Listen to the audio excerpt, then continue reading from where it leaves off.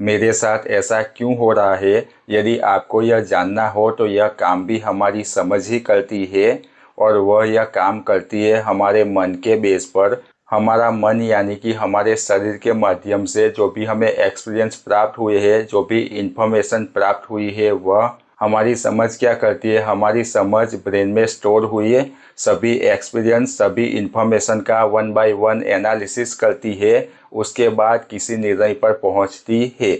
इसलिए यदि आपको यह जानना हो कि आपके साथ ऐसा क्यों हो रहा है तो आपको आपकी समझ को काम पर लगाना पड़ेगा। उसके बाद वह आपके ब्रेन में स्टोर हुई सभी इंफॉर्मेशन का, सभी एक्सपीरियंस का वन बाय वन एनालिसिस करेगी। उसके बाद किसी नतीजे पर पहुंचेगी कि हाँ, इसकी वजह से ऐसा हो रहा है। मैं आपको इसे एक एग्जाम्पल के माध्यम से समझाता हूँ। जैसे मुझे रात को कई दिनों से नींद नहीं आ रही है। यदि मुझे इसके पीछे के कारण को जानना होगा तो मुझे मेरी समझ को लगाना पड़ेगा। मेरी समझ क्या करेगी, मेरी समझ वन बाय वन सभी चीज़ों का एनालिसिस करेगी। उसके बाद किसी निर्णय पर पहुंचेगी।